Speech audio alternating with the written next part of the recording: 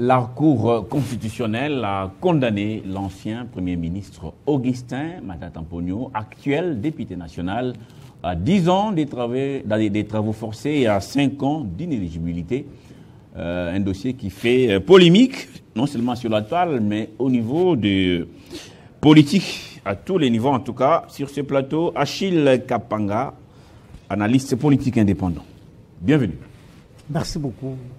Comment avez-vous acquis cette condamnation de l'ancien Premier ministre? Les dossiers ont pris beaucoup de temps et finalement, la Cour s'est prononcée au-delà du refus de Matata Ponyo de se présenter parce que pour lui, tout était biaisé au départ. Bon, au fait, moi je pense qu'on peut se poser certaines questions. Est-ce que les projets Parc industriel Bangalonzo avaient existé? Si oui, avait-il été financé? Si oui, le projet avait-il réussi? Sinon, ça n'a pas réussi, pourquoi? Ça a échoué, pourquoi? Quels en sont les auteurs? Est-ce que le peuple congolais, qui attendait de ces projets des résultats probants, une satisfaction pour les besoins agroalimentaires en RDC, n'a-t-il pas été dupé? N'a-t-il pas été préjudicié? Est-ce qu'au vu de tous ces faits-là, n'y avait-il pas moyen d'ouvrir les enquêtes pour ne plus qu'identifier les auteurs de cet échec et au besoin les sanctionner? Et si oui, qui sont ces auteurs et quelle est la procédure pour les sanctionner? C'était presque ça le résumé de la situation. Alors, ça a pris du temps, effectivement. Et malheureusement, c'est peut-être quand Matata semble porter ce qu'on appelle costume de l'opposition que ça s'accentue. Mais au moins... Donc, vous estimez que c'est un procès politique? Pas tellement. Puisque, à principe, il faut que nous soyons d'accord qu'il n'y a personne qui est au-dessus de la loi. La loi est au-dessus de nous tous. La question qui est celle-ci, à part le procès Matata Ponyo, ou bien à part les détournements, c'est déjà une condamnation, mise à charge de Matata Ponyo et consort, n'y a-t-il pas eu d'autres cas similaires? Des détournements. Voilà. Comment ces cas ont-ils été gérés? Est-ce que c'est de la même manière ou bien différemment? Pourquoi cette justice de 2 poids, 2 mesures? C'est ça la grande question.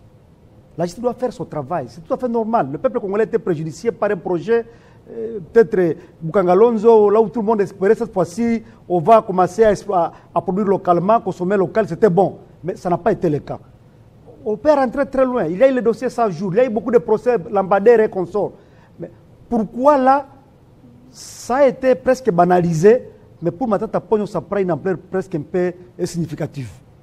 Voilà les questions à se poser.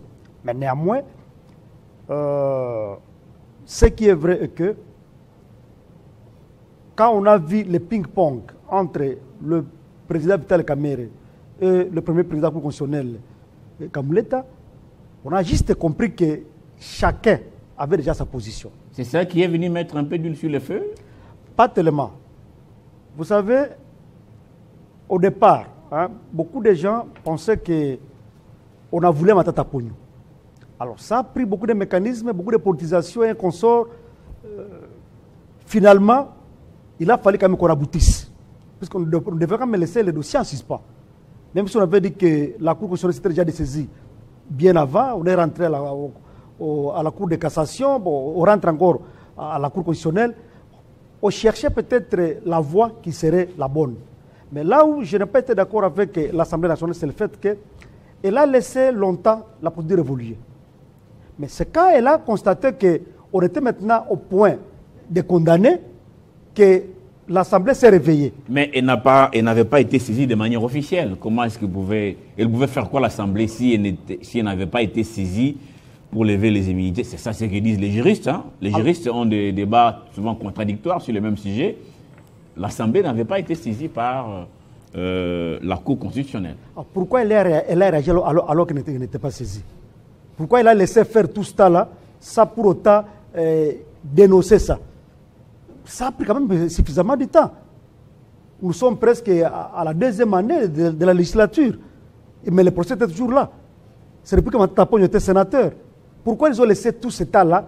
Et quand ils ont vu que peut-être le feu était presque à la porte, qu'ils ont crié. C'est aussi ça, la façon de voir les choses. Bon, néanmoins, comme la Cour a déjà sorti sa décision, quoi que nous parlions, on ne va pas peut-être trop changer la décision de la Cour, mais ce qui est important, c'est que quelles sont les leçons que nous devons tirer de la condamnation de Matata Ponyo. Je disais, le premier aspect, c'était le fait qu'il y a plusieurs projets qui doivent aider ce Congo, mais qui n'aboutissent jamais. Mais il ne faut pas maintenant que ce soit uniquement lorsqu'il s'agit de gens qui ont des costumes d'opposition, alors que ceux qui ont des costumes de, soi-disant, donc de la majorité présidentielle semblent ne pas vraiment être beaucoup plus concernés. Matata, dès le début, il disait qu'il était victime d'un acharnement parce qu'il avait refusé d'intégrer l'Union sacrée. Vous pensez que ceux qui sont dans l'Union sacrée sont protégés alors que les opposants sont poursuivis? Moi, je pense qu'on ne doit pas chaque fois chercher à politiser les droits. Au début, je me suis posé 3 ou 4 questions. Est-ce que le projet Bukangalonzo a existé? Oui. Il a été financé? Oui. À hauteur de combien? Les chiffres sont là. Est-ce que le projet a réussi? Non. Pourquoi ça a échoué? Quelles sont les causes? Mais quand on va chercher les causes de l'échec des projets, ce n'est pas la politisation des faits, non, non. Ce sont des faits réels que tout le monde a vécu. L'argent est sorti pour financer un projet. Et quand le projet n'aboutit pas, donc vous voulez qu'on ne puisse même pas enquêter? Ça, ce n'est pas la politique, comme ça, c'est le droit. C'est le droit, ce n'est pas la politique, non. Parce qu'il y a des faits réels. Le projet aujourd'hui n'existe plus. Mais on a des machines à pourrir là-bas et qu'on sort. Ce n'est pas le seul projet qui a connu l'échec. Vous avez suivi l'autre fois un ancien ministre dire que nous qui entourons le président, nous sommes des voleurs. Là, c'est quand il s'étonnait un peu de l'échec du projet Tshilé-Gelou que vous connaissez. Voilà pourquoi je me dis peut-être qu'avec le deuxième saut de cloche, quand on voit déjà le PSG pour la Cour de cassation saisir peut-être le bureau de l'Assemblée nationale pour la question liée au ministre d'État de la Justice, bon, nous pensons que apparemment, cette fois, ce ne sera plus comme on voyait les projets hautement politisés. Quand tu es de la majorité, on peut te condamner et quelques temps après, on cherche des mécanismes pour banaliser les choses et ça passe ainsi.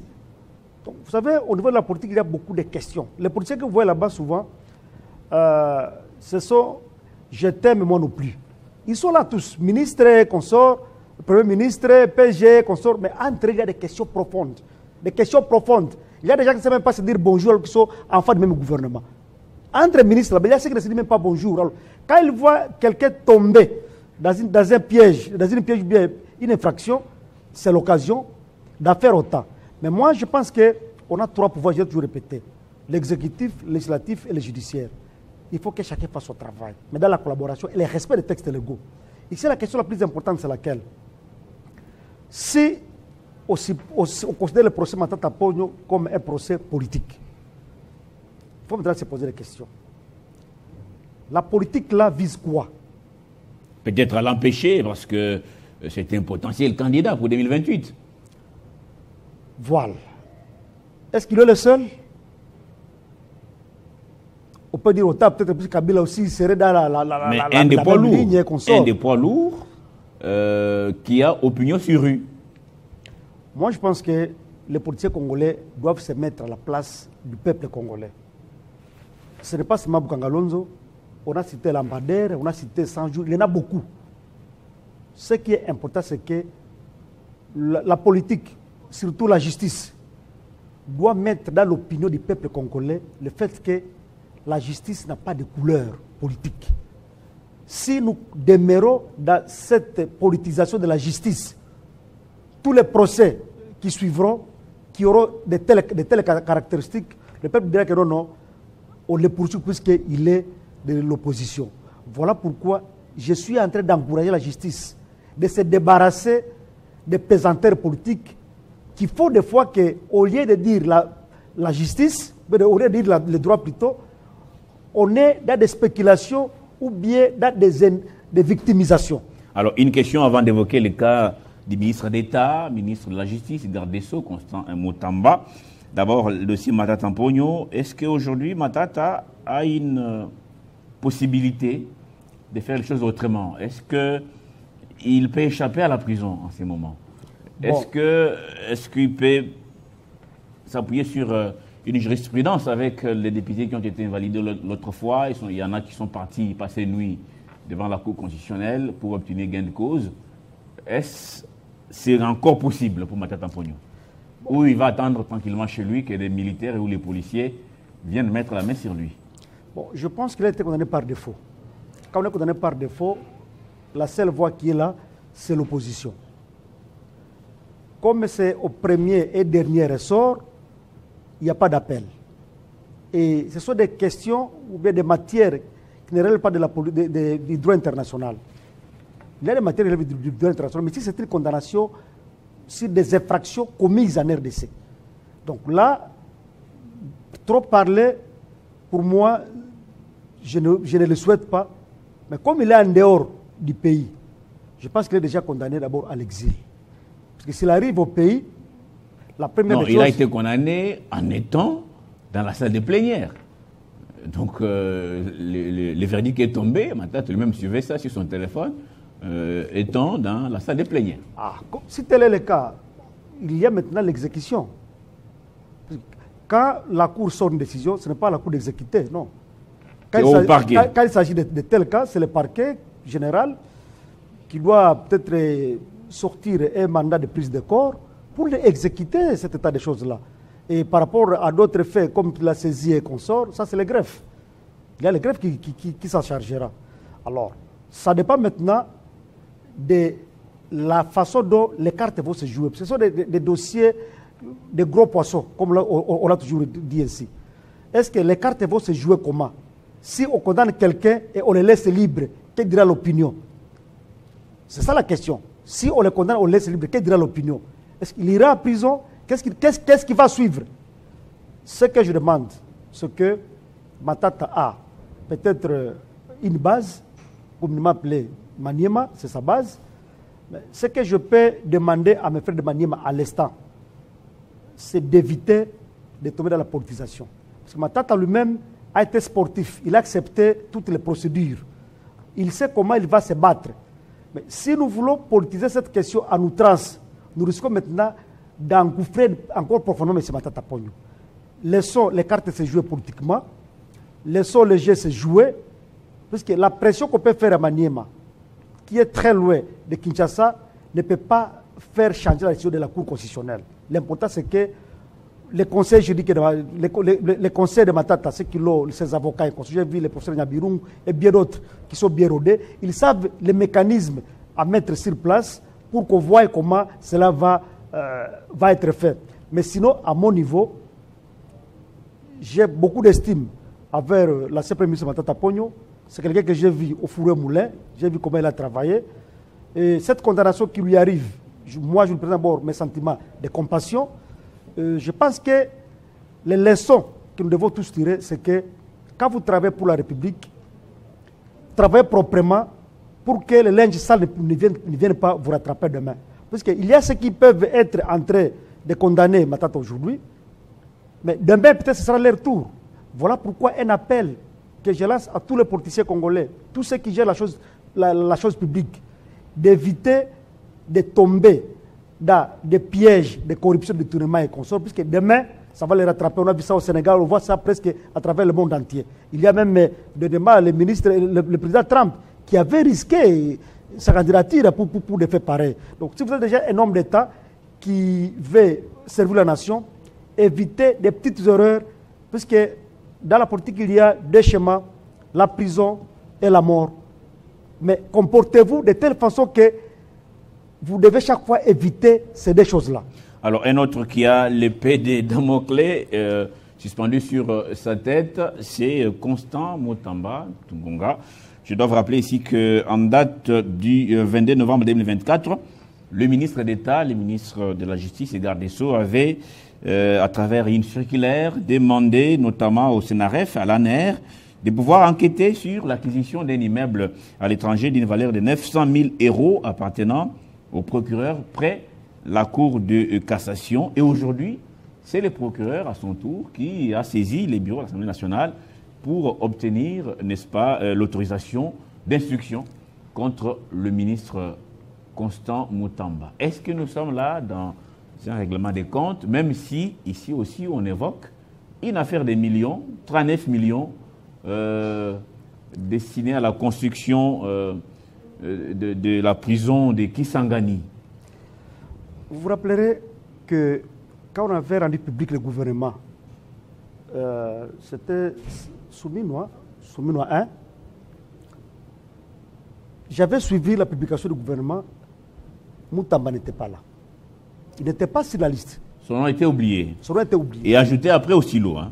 Vous avez même vu quand on est parti au Parlement présenter les ministres, présenter le gouvernement, quoi. C'était presque le même sort. Alors, comment Moutamba est devenu ministre d'État? C'est la question qu'il faut se poser.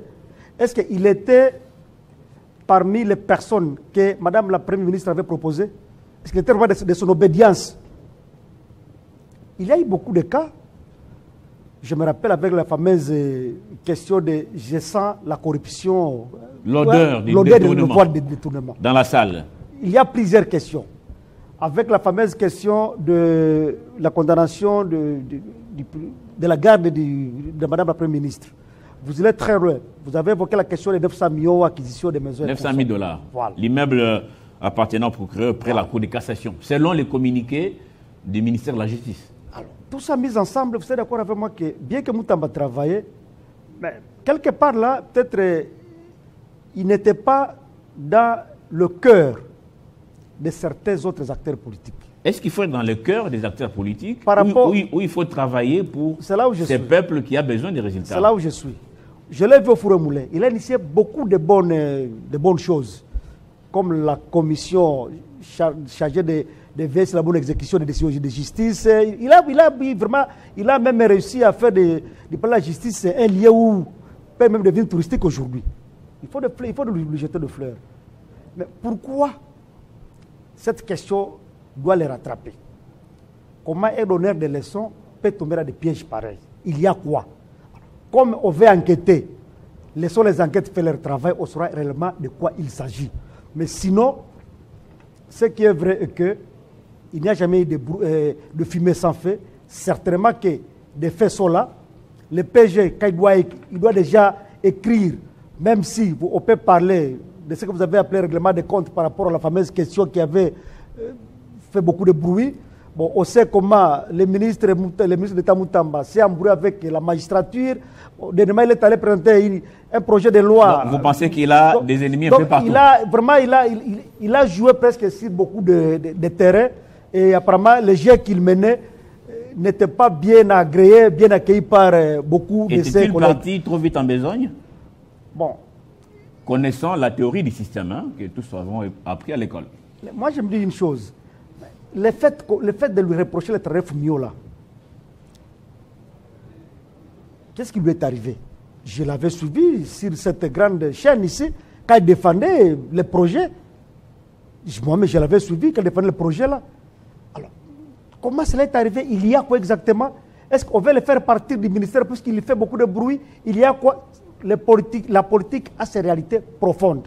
Je pense que si les politiciens sont politiques, sinon on aura rendu un très mauvais service à Moutamba et au peuple congolais qui voyait quand même dans lui un homme qui aspire confiance, qui veut faire comme pour les cas de Matata, n'est-on pas là en train, encore une fois, d'écarter un autre... Moutamba, c'est vrai, il était, je ne sais pas, 3 ou 4e avec quelques milliers de voix en 2023, mais là, il a les vents en poupe.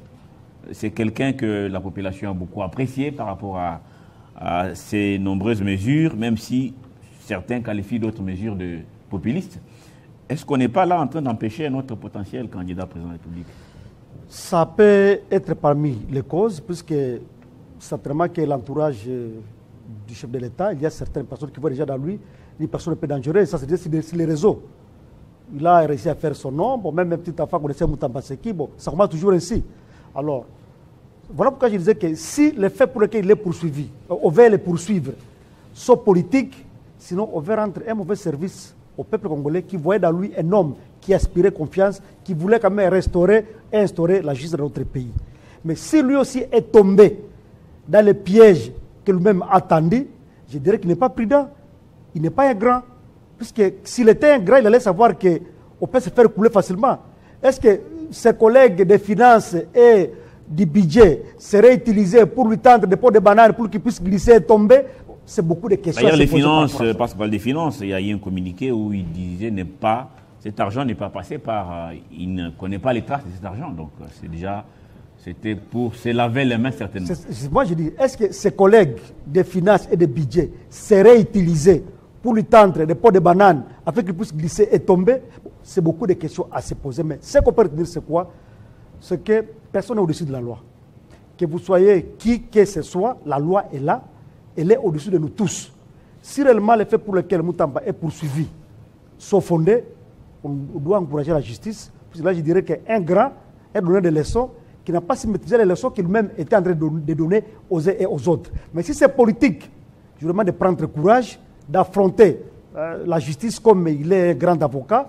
Peut-être qu'il aura gain de cause, on va manquer de preuves de tournement, et demain après-demain, il peut encore revenir. Mais si c'est vraiment chercher de l'écarter de la scène politique, comme on aurait fait pour certains qu'on connaît, je pense qu'il n'aura plus de choix.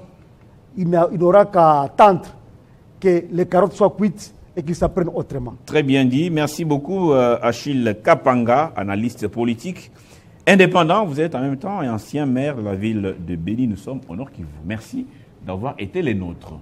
En tout cas, merci beaucoup. Je remercie Télé 50. Je pense que nous sommes toujours là pour essayer un peu d'éclairer l'opinion de la population, des téléspectateurs par rapport aux questions de l'aide de notre pays. Merci beaucoup. Merci beaucoup. Un autre pour évoquer la même question, c'est Évariste Kalala. Il est secrétaire général de l'IDPS en charge des questions politiques. À tout de suite.